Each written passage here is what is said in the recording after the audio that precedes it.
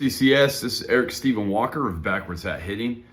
Pumped for the 2025 school year. I want to go over a couple things about offensive approach and game plan with you as we approach this season. So can't wait to share. Even more than offensive game plan is a game plan to winning defensively, offensively, and as far as how we carry ourselves, our energy, our attitude, and our effort. So we'll break this down into multiple things: offensive goals, defensive goals, energy goals for the game. Okay, offensive game plans, approach, what a quality plate appearance is, and then how we're going to win pitches. We'll break down things with base running, and we'll break down mechanics of a swing and approach at the plate based on the count. But we're going to get a really in-depth dive to information today. So can't wait to share it with you.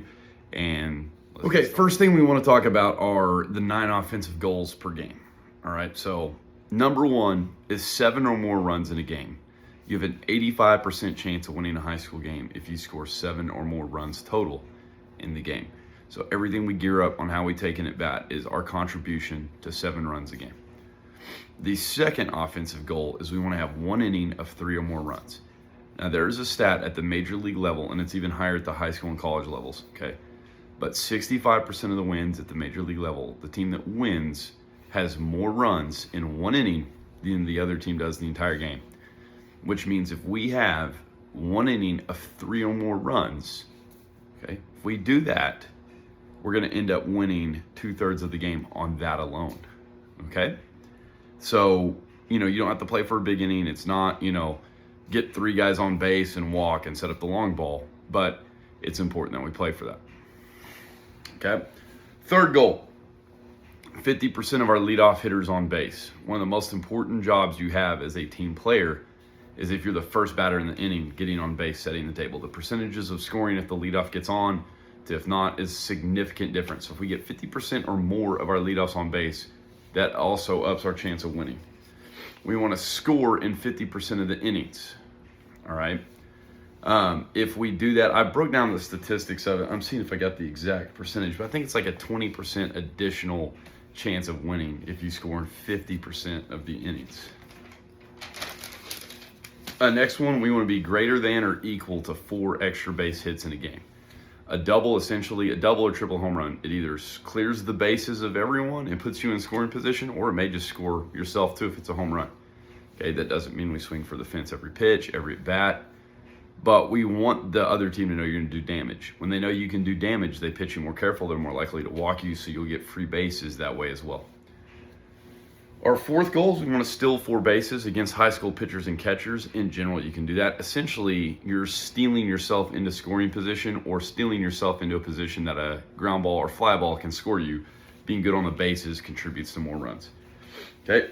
We also want 4 or more extra bases. That means, let's say it's a first to third. So we hit a single, guy goes to third, they throw it to third, we take second. Catcher blocks the ball in the dirt, so it's not a wild pitch. We get up to second anyway. Being aggressive on the bases, but we have to plan that in. Okay, and the last thing is we want 5 freebies. Hit by pitches, base on balls, anything like that, okay? So essentially just be those 2 things. If we're a tough hitter, we know how to fight and we have an approach, that can happen. So those are our 9 goals. If we gear everything toward that, each one of those you stack is a good chance of winning. I've studied this with my teams in the past that I've coached. If you hit 2 of those goals in a game, you have a 95% chance of winning. I've never had a team lose a game when they hit 3 of those goals. So I might have forgot the most important one. 75% quality plate appearance. All right, so we'll break down what a quality plate appearance is, but a hit, a walk, a hit by pitch, an RBI, a barrel in the first 4 innings of the game, taking the count to 5 or more pitches. There are multiple things. We'll talk about what a quality pitch is in more detail in another video. Okay, so why are quality plate appearances important? If you walk, if you get hit by a pitch, if you get a base hit, obviously you're contributing to your team winning. Okay, now, in a 7-inning high school game, you're gonna have 21 outs that occur for both teams if it goes the full 7 and both teams hit in the 7th inning. So 21 outs are gonna occur, meaning 21 things are not gonna end how we want them to, okay? So quality is not just hit by pitch or a walk. If we get an RBI in a situation, so it's not a -10 score, so we're not down 11-1. Okay, an RBI as an out will count. if we do a team job. So let's say the coach calls a hit and run, you hit it hard on the ground behind the runner, he's able to go first, third, even if you get out, you did a team job. You sacrifice bunt, sacrifice fly. Let's say early in the game, you take 2 pitches in the count and the hitter steals from first to third on 2 pitches, that counts, okay? 5 plus pitches in at bat in the first 4 innings. We want to extend the starter. As a starter gets deeper, we see him more. We get a feel for him. He gets more tired. We get into the bullpen, more likely to win. So if you do any of those things we've just mentioned, that counts as a quality plate appearance. Our goal as a team and individually is to be at 75% or higher quality plate appearance. Approach, timing, all of that, how we see the ball is way more important to me than mechanics, but there are a few basic mechanical things that must be true. Okay, the first thing, the most important thing, when we pick up our foot to stride forward, our hands pinned to our shoulder, they can be under, they can be above. But it's a forward move. We don't load back. It's a forward move, but our weight sinks into our back hip and our back heel. So bam, we're getting pinned back there, okay? But we make a forward move as we do that. Second thing is how the swing starts. Now, as we land on our stride, we want to land on the toe. We don't leak our hips when we land on our toe. When we exchange the weight, here's the best way to do it. If you slam that front heel straight into the ground, it will pull your hips open. You don't have to think about rotating or throwing the hips. If you get all that weight as fast as you can from back heel into front heel, your weight will transfer correctly, okay? Third mechanic, I see all this like snap or around. No, the hands go straight to the ball. We get level through it and then finish just on an up slope past the ball. You don't want to think up or you'll be tilted about like this. Think level, get down and level the ball, finish just slightly high, and you'll be at that 9-degree angle uphill that Ted Williams describes. I've looked at the science of it. 9 degrees is about perfect. The stance. I'm going to tell you this. Your most natural way that you feel like you can swing hard, as long as your weight is in your back heel when you load, is probably your best way to hit. Okay? Some guys are lower. Some guys are taller. The main thing is making sure the weight's in your backside, and then it can transfer to your front side without it overly... not overly aggressive. We want to be aggressive, but in too much movement. Like we don't want to create unnecessary movement. We want to be short and efficient. Okay, so the stance a lot of times will depend on your athleticism. You're a short, squatty guy. You got big legs. You might have a more bent down stance. You're a tall and lanky guy. Good hip rotation. You might stand taller. A lot of that is going to depend. And then your right eye, is it dominant? Your left eye, is it dominant? How we get our head to see the ball best also determines our stance. Are we a same hand dominant, so we throw left, hit left? Are you a throw right, hit left? Is your top hand or bottom hand dominant? A lot of those things will determine the stance. So we're not set in stone on one type of pre-pitch stance. What we do want though is whenever you stride to get to your toe, your hands pin back near the shoulder. It can be slightly above, slightly below, or right on it. And that weight is in your back leg, back heel, and back hip. Should you land open, closed, or even? All right, that's the question that they have. Now, I've been doing a lot of biomechanical research, all right, and looking at former MLB hitters with their biomechanics as well. If your hips are extremely horizontally flexible, so you can spin really fast and aggressively, you need to land more closed. If you're average in athleticism, you land about dead even. And if you are extremely stiff and can't move your hips rotationally very well, you need to cheat barely open. Here's the thing. The weight from the legs will be transferred to the upper body based on how quick we can start and stop. So the max amount of force that can be slammed into a stop pulls up into the body. So if your hips spin a lot and you're open, they're not going to stop in time. If your hips are tight and you try to be closed, you'll never start them enough. Okay, tight hips, barely open. Normal athleticism, even. Extremely flexible and twitchy, need to be a little bit closed. That's what pretty much all of the good major league hitters of all time have done. And if you find an example where it's not, I would like to see it. But pretty much any of them I've analyzed, and I've analyzed hundreds of the good hitters of all time, I've noticed that. So that's one of the most important things. If you feel like you're flying off the ball or you're not getting your hips into it, analyze that. Approach practice, okay? Interviewed a lot of championship level coaches and talked to them. And I've got to play for Dusty Hart, who's won 2 JUCO national championships. Frank Anderson, who's been a pitching coach for Texas and Tennessee in 2002 at Texas, 2024 in Tennessee. won 2 national championships at the Division I level. He was my head coach at OSU. Mike Matheny was my head coach down at Southeastern. And, you know, he was the all-time winningest D2 coach upon his retirement. He's won a national title. Gathering info from them and a bunch of the good high school coaches too. The teams that hit well, they'll get more swings with line drives in one practice than a lot of teams do in a season. So the thing I want to challenge you with this year, every day before you leave, get 100 line drives. It could be off the tee, front toss, short toss, machine, live. I don't care where it is. If you get 100 line drives a day, and I personally like 300 more, but if you count to 100, you're not going to go wrong. We'll significantly outwork every other team in the cage. Not 100 swings, 100 line drives. Obviously, start with the tee. If you can't hit a ball when it's sitting still, how are you going to hit it when it's moving? You want to master. I would say, I like the thing of going low away, low middle, low in, mid away, mid in, high away, high mid, high in, and just keep working that set where you're working on different locations. Then the McGuire tee, which we'll have videos of this, but you set one tee 6 inches in front of what you think a normal contact point is. You work your normal swing, but you let your hands extend. So once you're there, you push through and get extended through the ball. And you'll slightly pull it from where you think you should hit it, but it gets you extending and firing past the ball. Set a ball back in the normal spot, take a swing, and watch the line drive difference you have. The A-Rod tee. So if this is your hands normally, you flip this hand over, you push straight down to the ball, get your hands working straight at the ball. You can let go at contact. You're going to hit just a 2-hop ground ball the opposite way. Then once you're done doing that a couple times, flip back. You will feel so strong once you have your top hand engaged, and you'll barrel the ball up.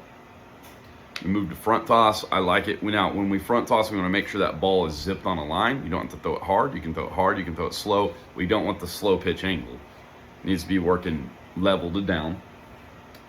Okay. Once we do that, we're going to work Barry Bonds tee or Barry Bonds flip.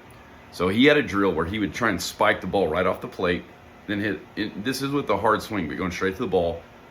One hop it off the L screen, hit the L screen at the bottom, barely hit the L screen, hit the back net low, hit the back net mid low, hit the back net in the middle of the net, middle of the net to high, the very top of the back net.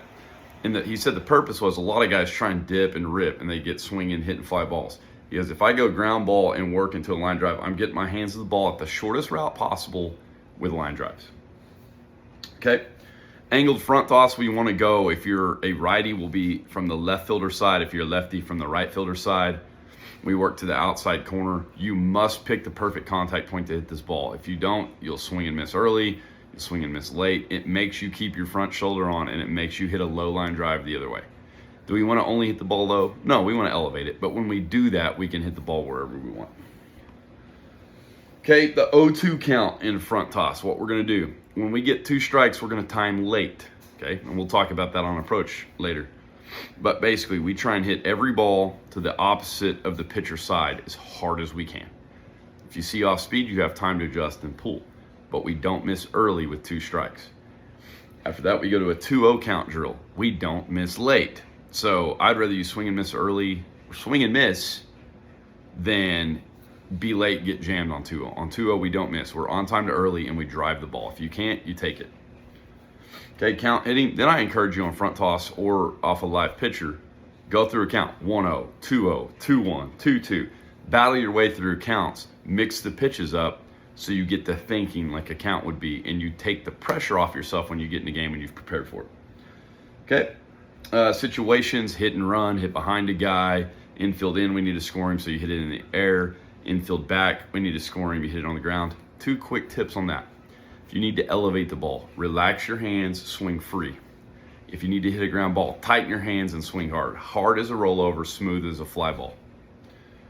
Till you step in, I'll demonstrate that drill, but we hold the bat in front of us, we turn our back foot and step in. We just let the bat stay still, but we basically step around our hands to feel what a load should feel like. So if we do those drills along with live BP on the field, and you don't get out of there until you hit 100 line drives, we should be the best hitting team in the state for 3 years. There's 3 type of hitters. You're gonna be labeled as one of these 3 type of hitters based on your athleticism and your ability. Okay, we have Giancarlo Stanton, we have Freddie Freeman, and we have a Luis Arraez. Okay, so Giancarlo Stanton's a power guy, extreme power guy, can hit for average, but not great speed on the bases. Okay, this is what would be your prototypical 3, 4, or maybe not 3-hole, but 4, 5, and 6 hitters somewhere in that part of the order. We have Freddie Freeman. That's going to be your guy that hits for great contact, great average, great speed, has some power, more of a doubles guy, but does have some home run potential. Then we have Luis Arraez, who's more of your power is not going to be his game. I'm not saying he can't hit a double or home run. It's not going to happen as much. Doubles is about his max power. Really good at contact. Has some speed on the bases as well. Okay, so you'll be labeled one of those 3 hitters. Now, we're going to have 3 types of count: green, yellow, and red. Green obviously means go. We're ready to go. So it doesn't matter which of the 3 you are. If your count is 1-0, 2-0, 3-1, you are ready to go. Okay? For the Giancarlo Stanton and Freddie Freeman type hitters, 0-0, 1-0, 2-0, 3-0, 3-1, 2-1. Okay, the reason we cut off 2-1 and 0-0 with Luis Arraez is if our chances of contact are less than 50%, we don't want to swing at a marginal pitch. But with the guy with Freddie Freeman and Giancarlo Stanton have a power potential where they could score every runner on base with the swing, we're going to be more aggressive in that count. Okay, yellow count, and so that's really aggressive. We're never late. We only swing at our pitch in those counts. Yellow counts for Giancarlo Stanton type hitter, 0-1, 1-1, 3-2. For the Freddie Freeman hitter, 0-1 or 1-1, maybe 3-2, depending on the hitter. We'll talk about that individually. For the Luis Arraez type hitter, 0-0, 1-1, or 2-1. Okay, yellow count is if you get a pitch you think you can handle, put a barrel on it, take the base hit. If we're in a situation we need a job done, make sure you get the job done on that pitch and don't wait till you get to 2 strikes to get it done. So that's what's called a yellow count. Okay, red count for the power hitters, 0-2, 1-2. And then for Freddie Freeman, 0-2, 1-2, sometimes 3-2, depending on the hitter in the situation. That's the pitch we'll talk about. And then for Luis Arraez, 0-2, 1-2, 3-2. So the Luis Arraez type hitters, unless we're up big and green light you, it's going to be an auto take on 3-0. Our big hitters, Giancarlo Stanton, Freddie Freeman type hitters, in plus counts, you could get the green light. Most likely you will if we have a chance to do damage, take the lead, increase our lead. But we have to work on those counts before we're going to green light you on there. So we'll label you that type of hitter. Topic we want to talk about, and the inverse will be true when we're on defense, is how to win a pitch. And it's not that we want to win 50% or more. We want to be significantly more. 67 to 75% minimum pitches won, all right? On offense, here's how you lose a pitch. You take a strike, you get out, you don't cash in on an opportunity to do a job. So we're up 2-1, bottom of the 6th, Elijah's rolling, 1 out, runner on 3rd, they're playing back. He throws it down the middle, you get hit a ground ball to 2nd, bam, we take a 3-1 lead instead of 2-1 going in the last inning, and you don't cash in, we lose that pitch. So that makes sense. Okay, here's how we win pitches. There's a lot more opportunity to win pitches. The pitcher throws a ball, we get hit by a pitch, we get a base hit, we get an RBI in a situation that it can change the game. If we're down 15, obviously that doesn't count if we get out. You do a team job, hit and run, bunt. You move a runner in proper leverage, so meaning runner on 2nd, no outs, you hit behind him, you get out, he gets to 3rd, we need to run. It's a 1-2 run game. Good job. You take a strike, but you let a runner steal the base. Obviously not strike 3. We score a run on the plate. With 2 strikes, you reach base on an error. So obviously a weak ball, we're not going to consider that good. But you reach on an error by putting in a tough pitcher's pitch in contact, we win that pitch. Okay? For defense, again, we throw a strike, we get an out. We throw a strike where they don't get a hit. I just want to clarify that. And we keep them from doing a team job. So it's way more simple on defense. We have a lot more opportunities on offense to win a pitch. So we're going to set and measure how many pitches we can separate defense and pitching. We are not going to for our goals on the game. Okay, overarching goal for the team on defense, 3 or less runs given up. If we score 7, they score 3. We have a 4-run margin to not lose the game. That's a good job. Okay, no inning with more than 1 run. If you minimize the amount of innings they score, 1 run per inning. 7 is the max they could score. Our goal is 7. They're not going to score every inning. That's happened in, I think, 0.5% of games that a team scores in every inning. Let's see. Less than 5 minutes per inning. So from the time we take the field to the time the third out is recorded, we want to attack the offense with so much aggression they are off the field and we're back hitting so we can score and win in less than 5 minutes. Okay, so pitchers, you got to be aggressive, intent, attack. Catchers, keep the pace going. Fielders, make the play, throw it across, bounce around, let's get the outs. No more than 5 hitters in an inning. We like to make that 4, but sometimes we need to pitch around. Be careful. Go attack them. The less hitters that get up, the less opportunity to score. We want between 70 and 80% first pitch strike. If we're over 80, they're going to tend to tee off. Okay, but I would rather miss over 80 than under 50. 70 to 80 is like we're attacking the zone, but we miss enough they can't just comfortably go up there swinging blind. 1 or less errors, physical errors happen. We'll live with it, but no more than 1. Okay, 0 mental errors. There's no excuse for it. Always be in the right spot and good effort and communication. 2 or less freebies. Of course, walks occur. A tough 3-2 pitch to get a guy. He may walk. The guy may lean over the plate, but no more than 2 freebies. And less than 50% of the leadoffs reach base, and you pretty much shut down big innings. Okay, so that's in my study of baseball, winning and losing, just watching this over and over and over, I see it. Much like in football, the team that controls the tempo of the game, they play at the tempo they want to, wins the majority of the game. So we're going to control the tempo. We want to be on and off the field in 18 seconds or less. So that's a nice steady jog out there, but you got to be intentional. Get off the field, get on the field. Okay, we're going to win the body language battle. This, not good. This, good. This, not good. This, good. They should not know if we're winning by 10 or losing by 10 looking at us. Aggressive, fun, picking your teammate up, doing the right thing, good energy the whole time. It's the way that honors God when you do it that way. When you mope around, that's not anything that represents this name well. It doesn't represent CCS well.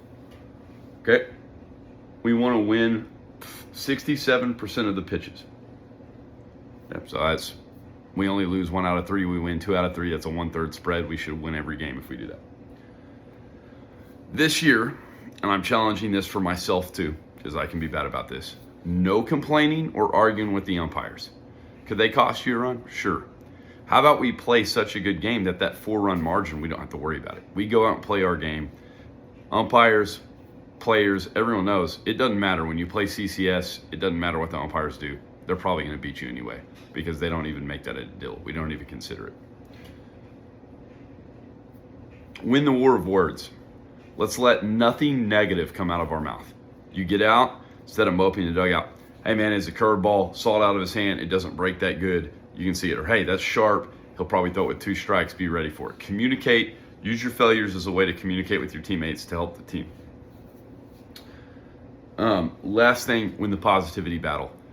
Almost every team we play is going to have 1 or 2 guys on their team going negative at some point about something. Let that negativity spread in their dugout. We don't do that. If it's happening, you shut it down. You win those energy battles, a lot of times it's going to reflect to the way you do offense and defense as well. All right, so that's our breakdown of how to win. I know that's a lot of information, but hopefully that helps us, and I can't wait to see what happens. Hey, so my name is Eric. I teach high school math, coach baseball, do baseball lessons. I'm also the lead singer of my own musical act that I do. It's Eric Stephen Walker. And I love pursuing anything that helps pour into the lives of the kids, both with teaching and with coaching. I have a hitting company called Backwards Hat Hitting that I've started doing stuff on. So really anything to help give back to people, change their lives. That's what I love doing. It all starts from the fear of the Lord and the love of the Lord. And I try to make an impact with my life. So that's what I'm doing. I'm on a snow day today with school. So I've been working on a bunch of stuff with baseball and then with my music. So can't wait to share some of that.